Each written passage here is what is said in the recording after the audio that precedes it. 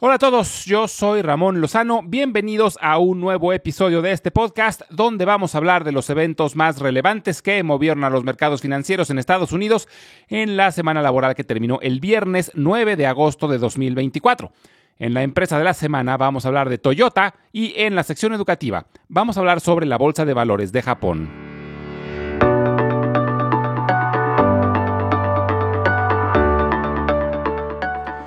Tuvimos otra semana de muchísima volatilidad donde los mercados lograron recuperarse de una fuerte caída y solo terminaron con pérdidas muy moderadas.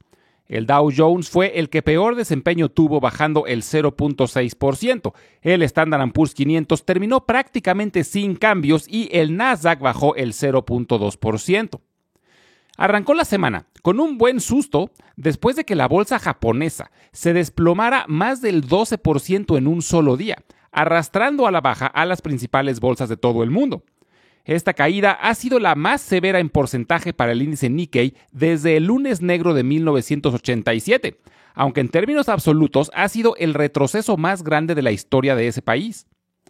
Aunque no se sabe a ciencia cierta la razón de esta caída, hay varios factores que pudieron haber contribuido. Por un lado, hay nerviosismo sobre una posible desaceleración económica a nivel global, pero esto no hubiera causado una caída tan grande. La bolsa de valores japonesa llegó a máximos históricos este año después de 34 años de espera. Desde que se empezó a recuperar de la pandemia ha tenido una apreciación muy importante, y esto suele atraer a inversionistas especuladores, que elevan los precios pero que también provocan caídas sustanciales cuando las condiciones cambian. Y lo que pudo haber acelerado la caída fue algo conocido como el carry trade. Durante muchos años, el Banco Central de Japón mantuvo sus tasas de interés sumamente bajas, con el objetivo de estimular su economía. Esto también hizo que el yen japonés tuviera un precio bajo comparado con otras monedas durante mucho tiempo. El carry trade es una estrategia de inversión en la cual se pide prestado en la moneda de un país que tiene tasas bajas y luego se convierte y se invierte en una moneda de otro país. Entonces, durante años, muchos inversionistas pidieron prestado en yenes, con tasas de interés bajas, para invertirlo en los Estados Unidos en dólares a una tasa más elevada. Pero recientemente, el Banco Central japonés sorprendió subiendo sus tasas de interés. Esto provocó que muchos inversionistas terminaran sus posiciones de carry trade, porque ahora los créditos salen más caros, además de que el yen se empezó a apreciar y se volvió urgente recomprar los yenes antes de que el tipo de cambio se moviera demasiado. En pocas palabras, una buena parte de la caída se debió a especulación, una especie de burbuja que se había creado artificialmente debido a tasas ultra bajas en Japón y que reventó cuando estas condiciones cambiaron. El Banco Central japonés comentó que están monitoreando la situación y que no harán más cambios hasta que haya una estabilización y estén confiados en poder mover la política monetaria de nuevo. Los comentarios del Banco Central de Japón calmaron a los mercados y la bolsa de Tokio recuperó parte de lo perdido. La caída en la bolsa japonesa arrastró a los mercados a nivel global y Estados Unidos no se salvó. El lunes amanecimos con los principales índices cayendo más del 5%, aunque durante el día recuperaron parte del terreno y solo perdieron alrededor del 3% ese día, que aún así es muchísimo para una sola jornada, pero menos grave de lo que parecía. Esta caída causó dudas sobre si la economía de los Estados Unidos estaba en riesgo, pero en general parece que, aunque sí se ha visto una desaceleración, el mercado laboral aún está saludable y los consumidores en promedio parece que siguen en buena forma. No han habido problemas mayores de incumplimiento con los créditos bancarios, etc. Es normal que un bull market tenga correcciones importantes y es hasta saludable para un crecimiento a largo plazo. Además, veníamos de máximos históricos recientemente, y aunque no sabemos qué tan profundo pueda llegar esta corrección, por ahora no se visualizan problemas graves en la economía de los Estados Unidos.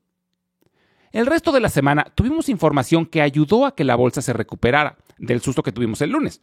Las solicitudes iniciales de subsidio por desempleo bajaron y vimos números muy sólidos del sector de los servicios. El índice de actividad de ese sector rebotó por encima del nivel neutral de 50, lo que muestra expansión. También tuvimos múltiples reportes trimestrales y en general el balance fue muy positivo. La estrella de la semana fue la farmacéutica Eli Lilly, que vio sus utilidades dispararse 86% gracias a su medicamento usado para la pérdida de peso. David Ricks, director general de Eli Lilly, mencionó que la demanda de este medicamento es tan grande que ni siquiera han tenido la necesidad de invertir en publicidad y aún así no se dan abasto con la producción. Definitivamente es un buen problema para tener. Disney también reportó y en general su reporte fue bueno. Sus utilidades crecieron 35%, pero lo más importante fue que mostraron que su plataforma bajo demanda, la llamada Disney Plus, ya logró ser rentable por primera vez. El único detalle negativo del reporte de Disney fue que bajaron los ingresos en sus parques de diversiones. Esto parece que ha sido causado por un enfriamiento en el turismo en general, porque también hemos visto desaceleración en Airbnb, Hilton y algunas aerolíneas. Caterpillar, la empresa fabricante de maquinaria para la construcción, también reportó mejor de lo esperado. En el área de la tecnología tuvimos muchos reportes y el saldo fue también muy positivo. Palantir superó por mucho las expectativas, además de anunciar que trabajará de la mano con Microsoft para ofrecer servicios de análisis de datos basados en inteligencia artificial. Datadog y Shopify también anunciaron números por arriba de las expectativas. Reddit aún no logra ser rentable, pero logró reducir sus pérdidas trimestrales. Aún no puede pasar el punto de equilibrio, pero van por buen camino. Uber y Lyft también reportaron y, aunque ambas mostraron números mejor de lo esperado, Lyft decepcionó con su pronóstico para los próximos trimestres. Las acciones de Uber subieron, pero las de Lyft terminaron cayendo. Finalmente, durante la semana, Alphabet, la empresa madre de Google, perdió una demanda contra el Departamento de Justicia por prácticas monopólicas. Es un caso interesante porque el juez mencionó que Google tiene el mejor producto del mercado, pero que violó las leyes antimonopolio al intentar dominar injustamente el mercado de la publicidad en motores de búsquedas por Internet. Como ejemplo, mencionaron el pago que Alphabet hace anualmente a Apple por $20,000 millones para que Apple use a Google como el buscador por defecto en todos los iPhones. Alphabet seguramente apelará a esta decisión y aún falta que el Departamento de Justicia decida qué acciones remediales deberá implementar Alphabet. Esta semana tendremos información relevante sobre la inflación. Se reportará el índice de precios al consumidor y el índice de precios de productores. La conversación ahora se está centrando en el tamaño del posible recorte de tasas de la Fed en septiembre. Ya prácticamente todos los analistas esperan un recorte, pero la duda es si será de 1/4 punto o de medio punto porcentual. Si vemos que la inflación sigue su tendencia a la baja, es más probable que la Fed sea más agresiva con sus recortes. También durante la semana tendremos los reportes trimestrales de Home Depot, Walmart, Alibaba, Ross Stores, On Holding, Cisco, Applied Material, Barrick Gold y Deere. En la empresa de la semana, vamos a hablar de Toyota. Su símbolo es TM. Toyota Motor Corporation es una empresa automotriz japonesa. Su historia empieza en 1924, cuando Sakichi Toyoda desarrolló el primer telar automático de Japón. Este invento revolucionó la industria textil y 2 años más tarde fundó la empresa Toyoda Automatic Loom Works. Kiichiro Toyoda, hijo de Sakichi, fue quien llevó a la familia en una nueva dirección. Inspirado por la industria automotriz de Occidente, especialmente después de una visita a Estados Unidos en la década de 1930, Kiichiro decidió diversificar la empresa y en 1933 creó una división automotriz dentro de la empresa que fundó su padre. 3 años después, lanzó su primer prototipo de automóvil de pasajeros con el nombre de Toyota. Es curioso que al automóvil le pusieron Toyota y no Toyoda, como el apellido del fundador. Y la razón es que Toyoda, en caracteres japoneses, se escribe con 10 trazos, mientras que Toyota solo requiere 8 trazos, que además es un número asociado con la suerte y la prosperidad. Además de que les pareció un sonido más distintivo y comercial. Durante la Segunda Guerra Mundial, la compañía se enfocó en la producción de camiones para el ejército japonés, pero la escasez de recursos y las restricciones severas dificultaron su crecimiento. Al final de la guerra, Japón estaba devastado y Toyota estaba al borde de la quiebra. Pero la empresa no se rindió y con ayuda del gobierno comenzó a reconstruirse. En 1947 lanzó el Toyota SA, un pequeño automóvil que marcó el renacimiento de la compañía. 10 años después, en 1957, Toyota ingresó por primera vez al mercado estadounidense, aunque inicialmente no tuvo mucho éxito. Pero trabajaron duro en mejorar el diseño y sobre todo la calidad de sus vehículos. En 1966 lanzaron el Toyota Corolla, un automóvil que se convertiría en uno de los más vendidos de la historia. Con el tiempo, su enfoque en la calidad se convirtió en lo que se conoce hoy como el sistema de producción Toyota, que es un conjunto de principios que revolucionaron la fabricación no solo en el sector automotriz, sino en muchas otras industrias. Durante las décadas siguientes, Toyota continuó expandiéndose a nivel global, adaptándose a los diferentes mercados y consolidándose en los Estados Unidos y Europa. En 2008 se convirtió en la empresa automotriz más grande del mundo, sobrepasando por primera vez a General Motors, y su valor de mercado llegó a ser mayor que la suma de General Motors, Ford, Honda y Fiat. Actualmente, Toyota sigue siendo la empresa automotriz más grande en cuanto a producción y ventas, pero ya no es la más valiosa.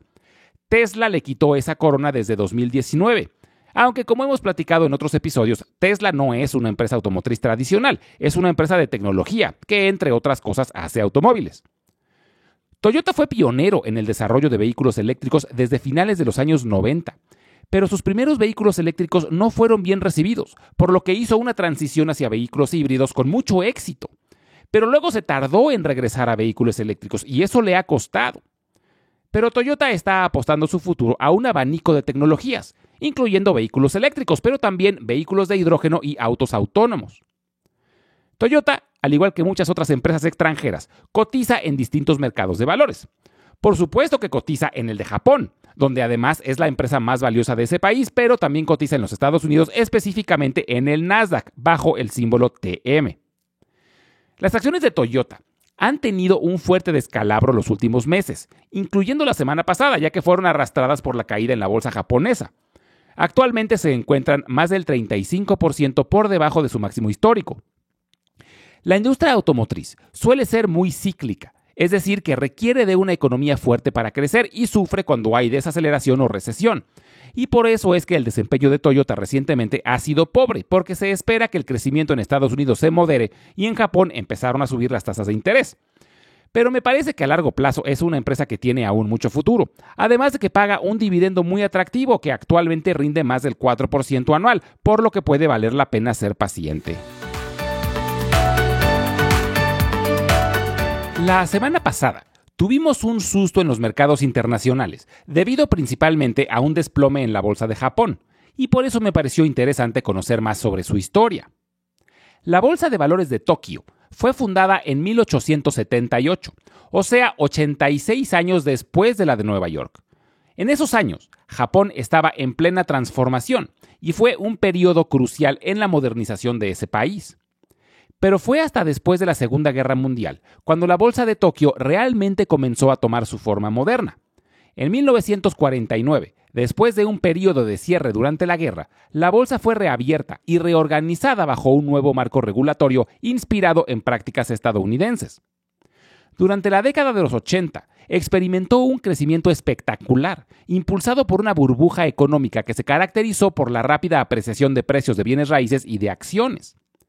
Sin embargo, a principios de los 90, la burbuja económica reventó, lo que llevó a una larga recesión en Japón que se conoce como la década perdida.